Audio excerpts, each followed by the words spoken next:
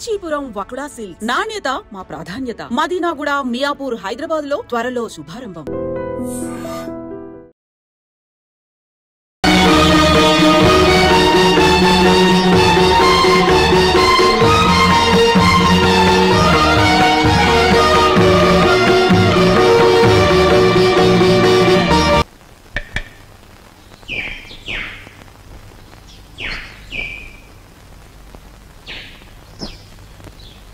ఈ కుండంతా 4 రూపాయలమ్మా.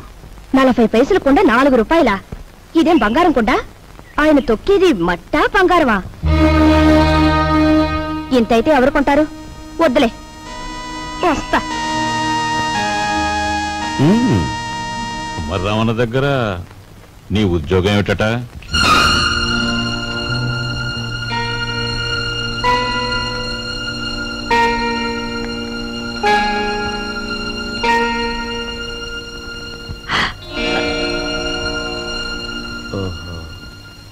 మాట్లాడమే.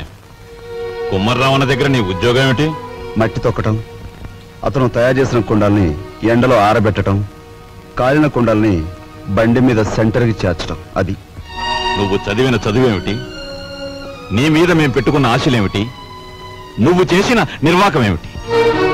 అతను నన్నేమీ అప్లికేషన్స్ పెట్టమని లేదు, పోస్టల్ అడ్రస్ జత చేయమని లేదు, వెధవ ప్రశ్నలు వేసి ఇంటర్వ్యూ తీసుకోలేదు, రికమెండేషన్ తెచ్చావా అడగలేదు, లంచం ఇస్తావా అడగలేదు. నన్నుగా గౌరవించి నాకు ఈ ఉద్యోగం ఇచ్చాడు. కానీ నీ పెద్ద కొడుకు మట్టి తొక్కుతున్నాడంట గాని ఊరంతా మీ నాన్నగారిని అడుగుతుంటే ఆయనకెంత నామోషిగా ఉంటుందో ఒకసారి ఆలోచించావా? అమ్మా, ఎటువంటి వంశంలో పుట్టాడు, ఎటువంటి మహారాజుకు మనవడని పెంచుకున్నాడు. అసలు నేను చెప్పేది ఏంటంటే,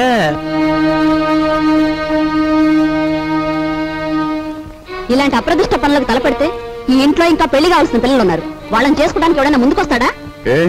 మా చెల్లెలు పెళ్లి చూపు సమయంలో మీరు వచ్చి పెంట చేశారే, అప్పుడు లేదా ఈ అప్రదిష్ట?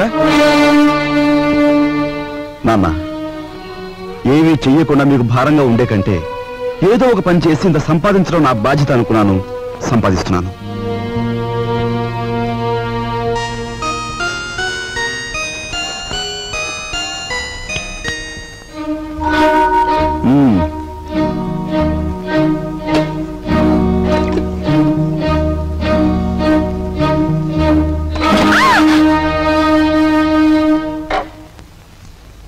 అక్కడ మట్టి తొక్కుతున్నట్టు ఇంట్లో ఎందుకు చెప్పు?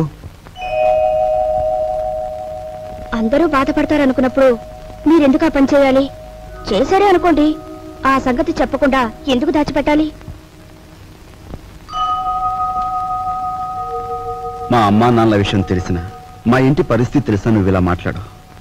మా ఇంట్లో సంపాదించేది మా నాన్న ఒక్కడు, తినేవాళ్ళు 10 మంది. ఆయన సంపాదించే ప్రతి రూపాయి వెనుక ఆయన పడే కష్టం, ఆవేదన నాకు తెలుసు కాబట్టి ఆయనకి ఈ విషయం తెలియకుండా దాచిపెట్టాను. కట్నం ఇవ్వలేదన్న నెపంతో ఒకవైపు నుంచి మా మావయ్య బాధ పెడుతుంటే మరోవైపు నుంచి అప్పులు వాళ్ళు బాధిస్తున్నారు. ఇలా ఇంటా బయట అనేక బాధలతో నలిగిపోతున్న మా నాన్నగారికి ఒకరోజు దారిలో 5,000 రూపాయలు దొరికాయి. మొత్తం తీసుకెళ్లి పోలీస్ స్టేషన్లో అప్పగించాను. దానిలో 1 రూపాయి కూడా నేను ముట్టుకోలేదు. 1 రూపాయి కూడా నేను ముట్టుకోలేదు. 1 రూపాయి కూడా. ఏమండి, అసలేం జరిగిందండి? లలిత, నువ్వు ఎన్నోసార్లు నన్ను ధర్మరాజు ధర్మరాజు అంటూ ఉంటావు. కానీ ఇవాళ నీ ధర్మరాజు దొంగతనం చేశాడు. మీరు దొంగతనం చేశారా? అవును లలిత, అందులో 10 రూపాయలు కాజేశాను. ఎందుకు తెలుసా? మన అబ్బాయి ఉద్యోగానికి అప్లికేషన్ పెట్టడానికి. ఎన్నడూ రాని ఉద్యోగం ఈసారైనా వస్తుందేమోనన్న ఆశ. లలిత, ఇంకెప్పుడు నన్ను ధర్మరాజు అని పిలవకు. లేదండి, ఇప్పుడు మీరు నిజంగా ధర్మరాజు. అశ్వత్థామాత కుంజరాహ అని ధర్మరాజు అంతటి వాడు అబద్ధం ఆడాడు. అది ఆపద్ధర్మం లలిత. ఇది ఆపద్ధర్మమేనండి. మన బిడ్డ కోసం మీరు చేసింది ఆపద్ధర్మమే. మా అందరి అవసరాలు తీర్చడానికి అంకితమైపోయిన మనిషి మా నాన్న. అలాంటి మనిషి కోసం నేను మట్టి తొక్కడమే కాదు, ముష్టెత్తుకునైనా సరే మా ఇంటి బాధ్యతను కొంతవరకైనా స్వీకరించాలా లేదా? ఇప్పుడు చెప్పు, నేను చేస్తున్న పని తప్పంటావా?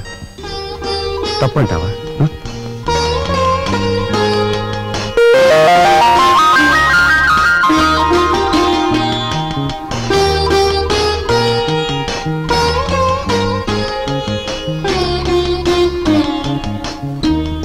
ఆ విధముగా రామలక్ష్మణులు అడవికి బయలుదేరిన వారు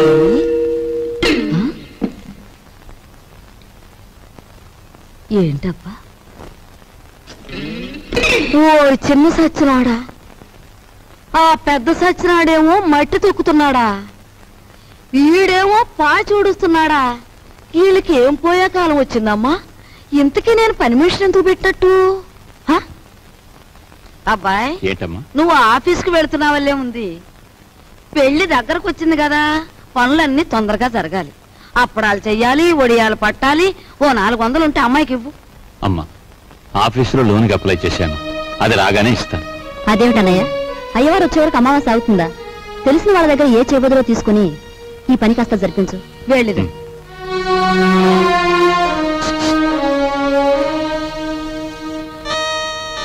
ఏమిటండి? నీకు మధ్య ఏమన్నా పోయిందా? మన బాకీ తెచ్చుకున్న వాళ్ళని పెళ్లి పనులు చేసుకోమంటావేంటి? అయ్యో రామ, పెళ్లి చూపుల రోజు మీరేమన్నారు? మా కట్నం బాకీ తెచ్చకుండా ఇంట్లో ఏ శుభకార్యం జరగటానికి వీల్లేదన్నారా? ఇప్పుడు ఈ పెళ్లి జరిగిందనుకోండి, దానికి ముందు మన బాకీ తీరుస్తారన్నమాటేగా. అమ్మని, నువ్వు అసలు రాజకీయాల్లో దిగాల్సిందానివే, పొరపాటున నన్ను కట్టుకున్నావు. రాజు, నువ్వేవి అనుకోనంటే ఈ డబ్బుతో నీ అప్పులన్నీ తీరిస్తే ఎలా ఉంటుంది? స్నేహితురాలుగా నేనేం చేయాలో, ఏం చేయగలను నాకేం అర్థం కావటం లేదు. నీ అభిమానం, ఆత్మబలం అండగా ఉంటే నాకు అంతే చాలు. పద. మంచి తరుణం మించిపోవును, ఆలసించిన ఆశాభంగం. 8 రోజులు సైకిల్ తొక్కిన వారికి 8,000 రూపాయలు బహుమానం. 8 days 8,000. 8 రోజులు సైకిల్ తొక్కిన వారికి 8,000 రూపాయలు బహుమానం.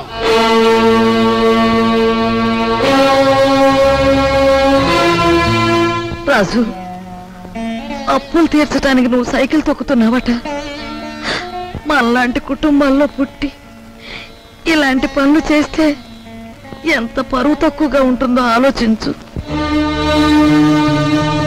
నేను చాటుగానో సన్నాసి బుద్ధితోనో దొంగతనం చేస్తున్నాను అనుకో, లేదా కన్నవాళ్ళనే వెన్నుపోడు పొడుస్తున్నాను అనుకో, లేదా అప్పుల చేత పంచాయతీ జరిపించాను అనుకో, అప్పుడు నేను 10 మంది చేత చీ అనిపించుకునేవాడిని అవుతాను. ఏమిటా నువ్వు మాట్లాడేది?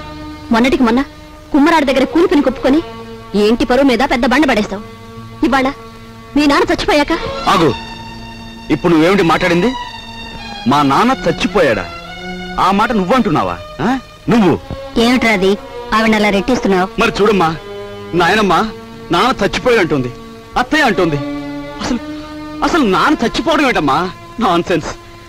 నాన్న చచ్చిపోలేదు, నాన్న చచ్చిపోలేదు.